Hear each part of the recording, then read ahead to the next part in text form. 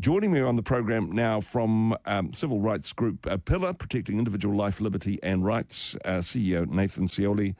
Kia ora, thanks for your time today. Great to be here. Thanks, Andrew. First up, the demise of the BSA. Is that a good move from the government, in your opinion? Did it need to go? I do think it needed to go. It was outdated. It was out of line. It was reaching beyond its remit. And I think it was scrambling to find relevance, but actually mistakenly kicked the wrong hornet's nest in Sean Plunkett and has found themselves sore for doing so. So, hey, let's just not pop the champagne on this one yet, though. Because it's so difficult to get those corks back in if we need to reassess the situation. Because the big question being asked is, okay, maybe that's good. Maybe that's particularly good from a civil liberties and freedom of speech point of view. But this question, this murky question of what will replace it, and will it be worse than what we've just gotten rid of? It's a relevant question. Obviously, they say nature abhors a vacuum, and something will replace it. There will be some sort of regulatory body. The question is whether it will be mandatory or voluntary, and what their remit will be. Will it be purely broadcasting as we've known it, plus the internet, things like podcasting and online streams, or as Sean likes to say, he was just a digital streamer? Will it also include things like the internet, social media usage, posting videos and things like that? I think that there is probably going to be an announcement in the next few weeks and that we will see some sort of unified body. My big issue is, how do we get something that is independent, truly independent, which we know the answer, we won't, but how do we safeguard it well enough that something like this is operational, is functional, without it becoming a tyrannical tool for the next government or whoever sees fit to take over? And because this won't necessarily be a legislative framework, although the body may have some type of legislation around it, these won't be elected officials. And what tends to happen with any civil service organisation, like attracts like, and it tends to attract a group of like-minded people who appoint people to their team who think in a similar way to them. And then in terms of a free speech representation of open debate and democracy, one side is good and the other side is bad, and we can't even talk about it anymore because of these regulators that are going to take our rights away. Yeah, I think you're touching on something really important, which is institutional neutrality, right? Yeah. How do we get an institution that is truly neutral? It means having both sides of the conversation represented. It doesn't mean everyone agreeing or having no opinion, but it means platforming both sides. And it's really, really hard to do. But it leads to institutional credibility, which I think a lot of institutions that are birthed of a regulatory mindset or with a desire to sort of play the safetyism game, they start with credibility in mind before they've earned it, and they fall foul often of the public, and they lose the public trust because they've assumed they're credible, they've assumed they're neutral, and really what happens is they become infiltrated or indoctrinated by one political ideology or leaning, and then it just tarnishes the reputation of everybody involved and every idea involved. So there's a lot to lose here. I think, in my opinion, it should be voluntary, and there should be many options. Who do you want to subscribe to? Who do you want to be part of? What tick do you want to carry on your organization or your broadcast? What's the most trustworthy in the eyes of the listener? Let's look at the old remit of the BSA: accuracy, good taste and decency. Now, I think good taste and decency, again, it's very arbitrary, and that horse is bolted. There's not even a gate anymore on that one because the internet, ladies and gentlemen. Accuracy, though, I think is important, and honestly what we've seen in the last couple of weeks, perhaps reason for distrust in the media. But we've been here before, Nathan. What is accuracy? What is the single source of truth? And what is disinformation? And who can we establish another organisation to perhaps stamp that out without necessarily defining it? What is hate speech and what is freedom of speech? This is a murky pond to swim in without some clear definition.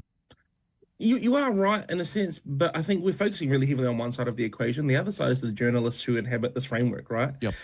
Where is the journalistic standards gone? Where is the integrity of reporting?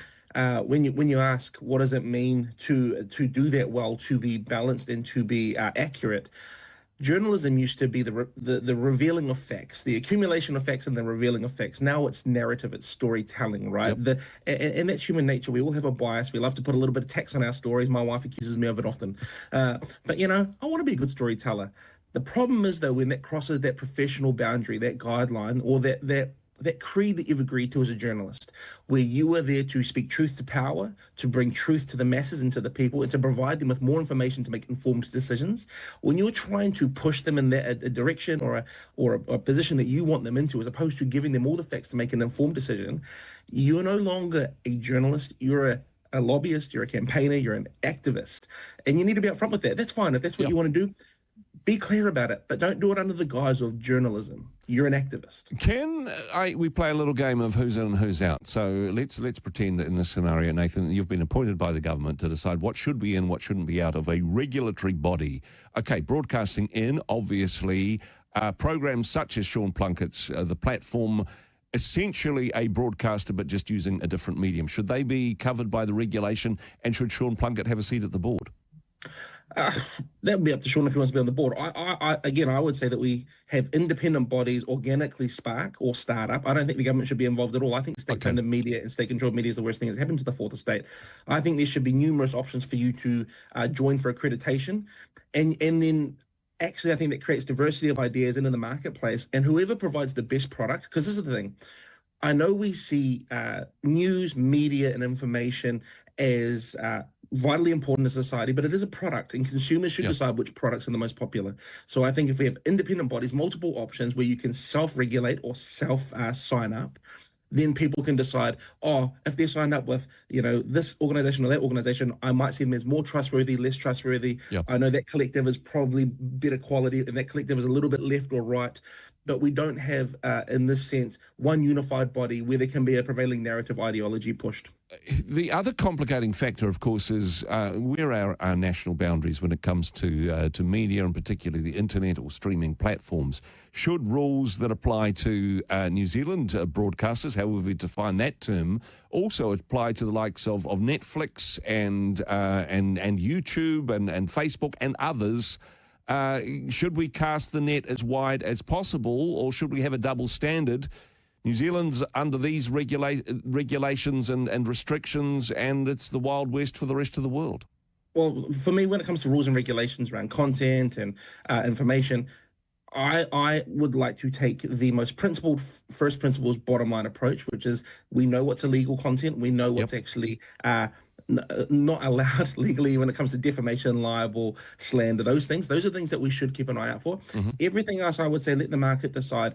We can't actually force Netflix, Disney Plus, all of these people into our framework, and consumers go there because they like the content. If we try to fit these other players into our regulatory framework, they'll just pull out. Yeah. And look at TVNZ. They're funding all this stuff that nobody's watching, and then they're trying to price themselves into the market by putting a tariff on these other international providers. Yep. It's never going to work. People will just incur a greater cost, and it shows you that the consumer is always right.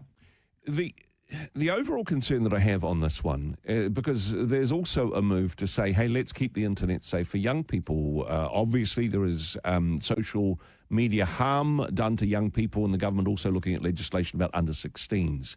Whether there's going to be one piece of legislation, one regulatory body to rule them all, and it'll be kind of like this government-sanctioned thought police. Yes, let's push this through because we want to keep children safe. That's a worthwhile goal. But let's save government funds by putting it all in the same bucket and hoping that the cream rises to the top. Yeah. Look, the idea of there being one regulatory body to rule them all sounds very, very convenient. Yeah. But that all depends on who's in power, who's in charge, how many checks and balances are in there. I know there's a few people, really good people, who are working on this framework, who have civil liberties in the center of their plan. But for me, it's always, what are you building? What framework you're establishing for someone else to later pick up and run and operate? Yeah. It is effectively just a tool and a framework that is open to any ideology, any prevailing orthodoxy that comes into power. So that's why I think we have to be really careful when it comes to legislation, to the bills that we're talking about, because it's not just the fix now, it could be a real big problem later. And hey, you got to be careful what I say, because whilst the end is nigh for the BSA, they are currently operating today. My boss pointed that out to me yesterday, so I will attempt to behave myself until then, Nathan. Hey, I really appreciate what you guys do at Pillar. Thanks for jumping into this conversation today. Thanks for joining us. Thanks, Andrew.